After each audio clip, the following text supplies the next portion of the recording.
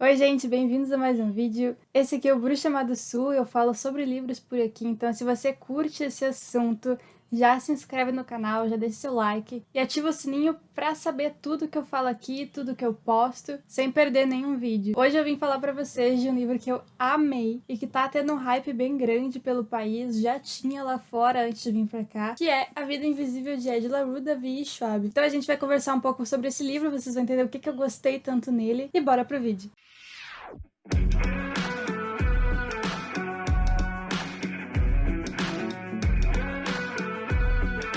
Esse aqui foi uma leitura que eu tava com muita vontade de fazer. Eu já vinha ouvindo falar desse livro durante 2020 inteiro, porque tava tendo realmente muita gente gostando lá fora do Brasil, algumas pessoas aqui do Brasil que já estavam lendo inglês também. E esse ano, mais recentemente, A Vida Invisível de Ed La Rue chegou por aqui pela Galera Record. Essa foi minha primeira experiência com a autora, com a V.E. Schwab, mas vocês vão encontrar outros livros dela no segmento da fantasia, como Vilões e os Tons de Magia, e ela também tem uma série mais infanto-juvenil em que ela assina como Victoria Schwab. Aqui a gente vai conhecer a Ed La Rue, ou a Adeline, que é uma menina que nasceu na França em 1714. E a gente vai acompanhar a história dela em 1714 e em 2014. E você me pergunta, mas como que ela está viva há tanto tempo? É simples, ou não? Acontece que lá no passado, um tempo bastante tradicional ainda quanto ao casamento das mulheres, quanto ao papel da mulher na sociedade, a Ed mora nesse vilarejo e ela não tá afim de seguir esses papéis. É um vilarejo pequeno, ela quer sair e conhecer o mundo, que é uma coisa que não permitem que ela faça como uma mulher desse tempo. E também é esperado que ela case. Os pais dela arranjam um casamento pra ela. Só que a Ed não quer casar, ela não quer ficar ali, ela quer poder viver a própria aventura. E outra personagem interessante que a gente tem nesse vilarejo, de quem a Ed gosta muito, é a Estelle. A Estelle é uma anciã que vive sozinha por ali.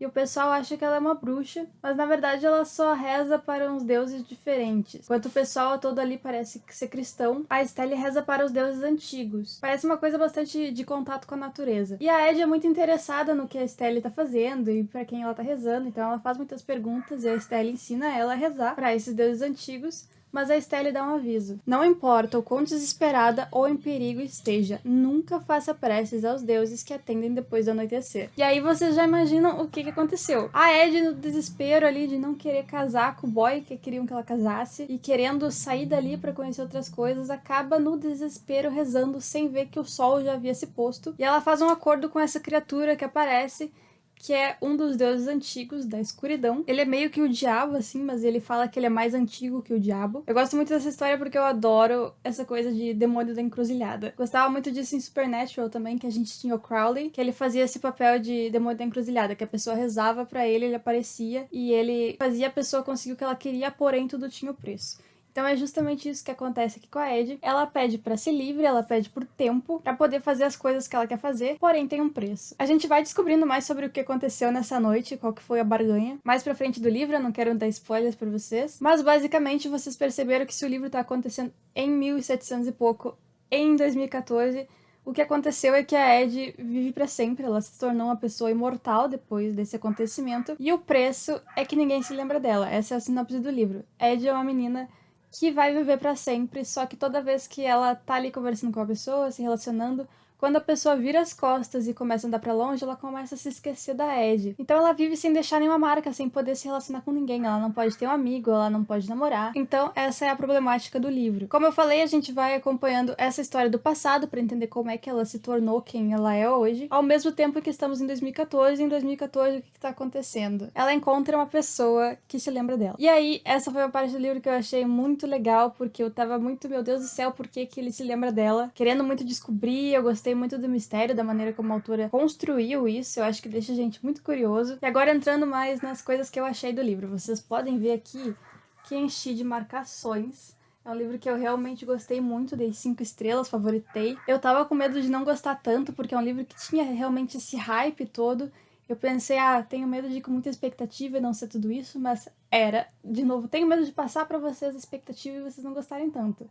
Então vou tentar dar avisos necessários. Você que não gosta de livro lento, esse livro é um pouco lento. Primeiro porque justamente a gente tem as duas histórias acontecendo ao mesmo tempo. A gente tem a Ed de 1700 e pouco, e ao longo da história, porque a gente vai ver ela passando por diversos anos, diversos séculos. O que eu achei muito legal historicamente também. Ela conhece muitos nomes, assim, da literatura, da arte, e ao mesmo tempo a gente tem a história acontecendo em 2014. Então a gente vai ter duas Eds na história, isso dá uma lentidãozinha pro livro, mas não de uma maneira que tenha me incomodado. E a autora é muito do tipo de autora que constrói bastante os acontecimentos pra gente ir devagar, pra gente ir desfrutando. Eu não achei chato de maneira alguma, mas eu aviso vocês que eu venho do meu background de ler Stephen King. Pra mim, se você é uma pessoa que lê Stephen King e você não acha ele devagar, você não vai ter problema nenhum com o Ed LaRue. Eu sei que muita gente reclama do King ser devagar, mas também é uma coisa que eu gosto bastante, que eu acho que ele também faz essa construção. Então essa é a referência que eu vou dar de qual o ritmo do livro. É mais rápido do que Stephen King.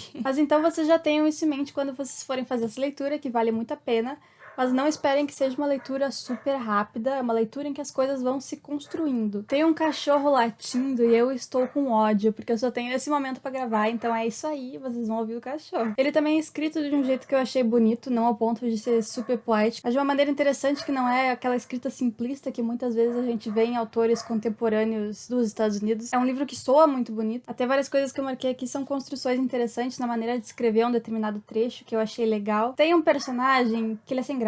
Eu achei ele muito sem graça. Porém, esse é o ponto do personagem. Então eu relevei, porque em geral eu prefiro que o personagem seja um pouco mais interessante. Porém, ele faz todo o sentido sendo da maneira como ele é no contexto. Deixei essa passar. E inclusive é estranho porque eu digo isso, mas ao mesmo tempo eu acho que eu me identifiquei com ele em certos pontos e eu acho que é muito possível que você também se identifique. Principalmente se você estiver mais ou menos na minha faixa etária e um pouco mais velho, assim, tipo, uns 30 e poucos também. Eu acho que é muito possível se identificar com o personagem, com as situações que ele tá vivendo, o que ele tá passando. Outro comentário que eu tenho pra fazer, fiquei muito afim do demônio.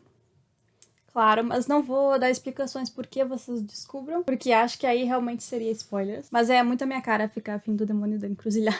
E a última coisa que eu tenho pra comentar a respeito é que eu quase chorei no final. Eu sei que o final pode ser uma coisa que não vai agradar todo mundo, mas eu achei ótimo. Eu acho que fechou a história de maneira muito interessante. E eu gostei. Acho que foi a melhor escolha que a autora poderia ter feito. E achei muito bonitinho que ela termina os agradecimentos agradecendo aos leitores e ela disse: a cada leitor que me disse que mal podia esperar para ler esta história, enquanto prometia que iria esperar sim. Então eu achei muito legal, pensei, goals, gostaria de terminar um livro dizendo alguma coisa assim, se algum dia eu publicasse um livro. Acho que ele me deixou muito interessada pelo resto do trabalho da V. Schwab, tenho agora a intenção de ler todos os outros livros dessa autora. Achei um livro criativo, achei que ele traz uma coisa nova, usando algumas coisas do passado, porque essa história de Demônio da Encruzilhada é muito comum, mas eu acho que ela trouxe de um jeito tão interessante, e com uma história de romance, com a história de uma mulher querendo se libertar, eu achei muito legal. A maneira como ela trouxe elementos antigos e fez uma coisa nova. Se você não curte muito fantasia, acho que você pode ler mesmo assim. Porque, embora ele seja um livro de fantasia, a fantasia esteja muito presente, a gente tem Demônio da Encruzilhada, a gente tem Pacto, a gente tem uma pessoa que vive pra sempre,